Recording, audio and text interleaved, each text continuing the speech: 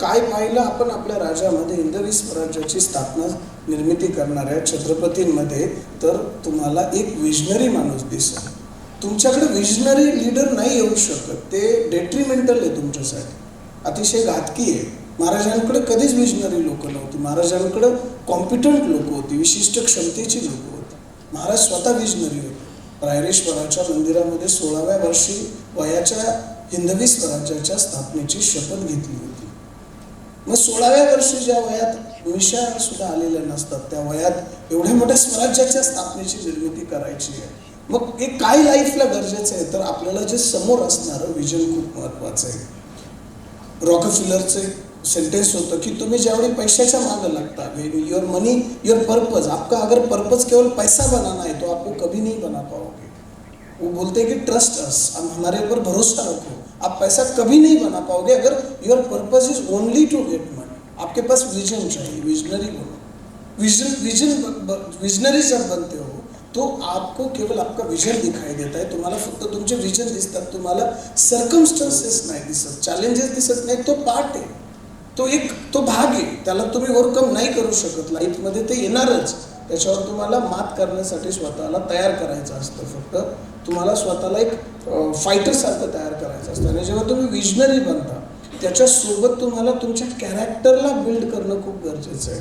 कॅरेक्टरची निर्मिती खूप महत्त्वाची आहे. लाईक ज्यावेळी त्यांच्या सुखोजी नावाच्या माणसाने एका किल्लेदारीण जी होती, ज्यांचं नाव सावित्रीबाई देसाई होतं, जिला जिंकलं त्या किल्ल्याला आणि तिच्या अब्रूला हात घातला, तेव्हा महाराजांनी सगळ्यात पहिले त्याचे डोळे काढले आणि त्याला बंदीखान्यात टाकलं.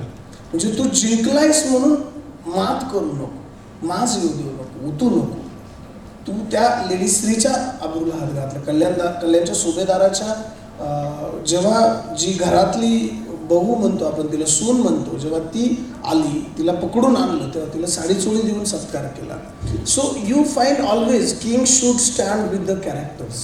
तुम्हाला जेव्हा तुम्ही विजनरी बनता, तेव्हा तुमच्याकडे एका कॅरेक्टरची निर्मिती होणं खूप गरजेचं आहे. कॅरेक्टरचं बनणं खूप गरजेचं आहे. आणि काही गोष्टी लाईफमध्ये खूप महत्त्वाच्या आहेत. जेव्हा तुम्ही विजन घेता, कॅरेक्टर्स घेता, तेव्हा तुमच्या लाईफमध्ये तुमच्याकडे सगळ्यात पहिलं असलं पाहिजे रिलेशनशिप डेव्हलप होतात Wien you have a people around you. तुमच्याबरोबर जी जोडलेली माणसं आहेत, तुमच्या बाजूचा जो समूह आहे, तो खूप महत्त्वाचा आहे. युअर राईट पीपल, ओके, यांच्या जोरावर तुम्ही रिलेशनशिप बिल्ड करणार आहे. So first is a relationship. आणि रिलेशनशिपचा बेस काय तर लोक आहेत. मग लोक कशी आहेत तुमच्या बरोबरची? तुम्ही मार्केटिंग करा, तुम्ही सेल्स करा, तुम्ही लोकांशी कम्युनिकेट करा, कोणाशी करा, कुठल्याही बिझनेसमध्ये तुम्ही असा. पण जर बिझनेस जो खरा आपण करतो तो पीपल टू पीपल आहे, लोकांबरोबर केलेला बिझनेस आहे, लक्षात ठेवा. बाकी सगळे टूल आहेत पैसे बनवायचे. आयर सरांनी वेटरनरी निवडले, आशिषने फार्मास्युटिकल्स निवडले, अविनाशने ॲग्रिकल्चर फर्टिलायझर निवडले. हे सगळे टूल्स आहेत to make money. The real business is how you are dealing with people. कारण जसं डॉक्टर बिझनेस करतात वेटरनरीचा, रिसॉर्ट्स जे चालवत आहेत, त्या लेवलवर बाकीचे वेटरनरीचे नाही करत आहे. मग ते का फेल आहेत? Because they lack with the relationship. त्यांची जी रिलेशनशिप डेव्हलपमेंटची जी थॉट प्रोसेस आहे, मेथॉडॉलॉजी आहे, त्याच्यामध्ये बऱ्याच वेळा इश्यू असतात किंवा चांगलं करू शकतात यांच्यापेक्षा ते. So relationship is based on people. तुमचा कनेक्ट, तुमची कॅरेक्टरिस्टिक, तुमचे विजन हे नेहमी पर्क्युलेट होत असतात. दुसरं तुम्हाला महत्त्वाचं काय? अचिव्हमेंट. एक रिलेशनशिप जर स्ट्रॉंग आहे, लोक तुमच्याबरोबर चांगले आहेत, तर यू नीड अचिव्हमेंट्स. आणि अचिव्हमेंट्स कोणत्या पाहिजे? त्या वैयक्तिक आहेत. फायनान्शियल अचिव्हमेंट्स आहेत, हेल्थच्या अचिव्हमेंट्स आहेत, स्पिरिच्युअल अचिव्हमेंट्स आहेत, फॅमिलीच्या अचिव्हमेंट्स आहेत, तुमचे अनेक काही अवॉर्ड रिवॉर्ड्स असतील, फायनान्शियल ब्रेक थ्रू असतील तुमचे. सो तुमच्या ज्या अचिव्हमेंट्स आहेत याला तुम्हाला काय लागणार आहे, याचा बेस काय तर strategy. You should have a strategy. Your executions, your plans, तुम्ही त्याच्यावर केलेलं ओव्हर प्रिपरेशन्स, त्याच्यासाठी तुम्ही दिलेला टाईम, त्याच्यासाठी तुम्ही वाहून दिलेलं आयसोलेशन, सॉलिट्यूड्स, मेनलो पार्क्स, तुम्ही त्याच्यावरचे काढलेल्या नोट्स, तुम्ही घेतलेला इंटेलिजन्स, तुमच्या बरोबरचं जे जिनियस थॉट प्रोसेसेस आहेत त्या, हे खूप महत्त्वाचं आहे. सो अचिव्हमेंटला बेस्ड काय आहे तर अचिव्हमेंटला बेस्ड आहे स्ट्रॅटेजी. तिसरं महत्त्वाचं काय आहे तुमच्यासाठी? रिच्युअल्स. तुम्ही कोणते रिच्युअल्स करतायत उठल्यापासून संध्याकाळपर्यंत? काही उठल्याबरोबर मग असे डॉक्टर बोलत होते, काही लोक असे का सकाळीच आम्हाला ओळखीचे दारू पिऊन भेटतात, दुपारी दारू पिऊन भेटतात आणि वरून मग काही रिच्युअल्स आहेत. काही लोक असे आहेत की सकाळी 4 वाजता बोलतात, उठायचा टाईम नाही 4 वाजता, सकाळी 4 वाजता मैदानात असण्याचा टाईम आहे. सो काही लोक या थॉट प्रोसेसेसवर, या रिच्युअल्सवर जगतात. मग रिच्युअल सगळ्यांना ऑलमोस्ट माहीत होतात आयुष्यात, नाही होत असं नाही आहे, पण त्या रिच्युअल्सचं एक्झिक्युशन कसं होत आहे, म्हणजे रिच्युअलचा बेस काय आहे, तर एक्झिक्युशन हा रिच्युअलचा बेस आहे. सो आपल्याला पहिलं रिलेशनशिप पाहिलं ज्याचा बेस आहे पीपल, आपण दुसरं पाहिलं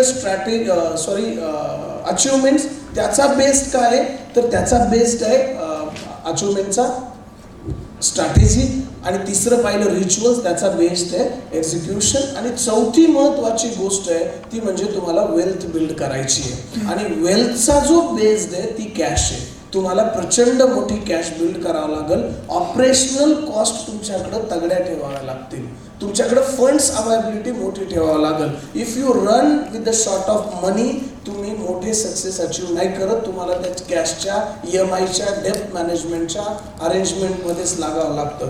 पॅसिव्ह इन्व्हेस्टमेंट करून तुम्ही अल्ट्रा रिच नाही बनणार. पहिलं तुम्हाला सांगतो, तो तुम्हाला एक कॉन्स्टंट इन्कमचा सोर्स होतोय, तो एक उभा करा. सेफ्टी सिक्युरिटीसाठी खूप चांगला आहे. तुमचे इन्कम प्लॅन्स वाढवण्यासाठी काही ऑपरेशनल कॉस्ट तुमच्याकडे जमा ठेवा. So there are 4 important thing रॉकफेलरने सांगितलेल्या.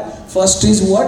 रिलेशनशिप. काय आहे? लाऊडर. काय आहे? रिलेशनशिपचा बेस काय आहे? people, right? How you deal with people. So right people is the base of your relationship. Yes, no? If you are one wrong person can mislead your life, completely your death. तुमच्या rest of your life तुम्ही miseries मध्ये जगू शकता. One wrong persons. So relationship चा based आहे people. दुसरं काय बोललो आपण? दुसरं महत्वाचं काय आहे आपल्यासाठी? अचिव्हमेंट्स. प्रत्येकाला महत्वाचे आहे. Yes no? Speak louder. Everybody, right? आणि अचिव्हमेंटचा बेस काय आहे? स्ट्रॅटेजी. तुमच्या स्ट्रॅटेजी काय? Having some money. Why you have some money? Why having trick to money is having some money. Having trick to money is having some money. तुम्हाला पैसे कमवायच्या ज्या trick समजल्यात म्हणून तर तुमच्याकडे थोडेच पैसे आहेत. सो तुमच्या स्ट्रॅटेजीज बदला. Right from today itself. त्याच्यावर वर्क करा. ड्रास्टिक डिसिजन्स घ्या. कॅल्क्युलेटिव्ह रिस्क घ्या. ठीक आहे. सो तुमच्या स्ट्रॅटेजीजला तुम्हाला बनवणं खूप गरजेचं आहे जर अचिव्हमेंट्स हव्यात. जर तुमच्याकडे स्ट्रॅटेजीज नाही तर तुमच्याकडे अचिव्हमेंट्स नसणार आहेत. याच्यासाठी काही ज्योतिषाची गरज तुम्हाला लागणार नाहीये. So you need lot of strategies, right? So that you can have achievements. उगीच बोलतो त्याला खोटा आव आणून, डे ड्रीमर्स बनवून, दिवसा स्वप्न पाहून मग काही होणार नाहीये. आणि स्ट्रॅटेजीज नंतर थर्ड आपण गोष्ट पाहिली होती which is called your rituals. सगळ्यांना रिच्युअल्स बेहतरीन असले पाहिजे, कारण तुमचे रिच्युअल्स जे आहे ते तुमची लाईफस्टाईल, स्टेटस सगळ्या गोष्टी मॅनेज करतात. So what rituals do you follow? What rituals do you have?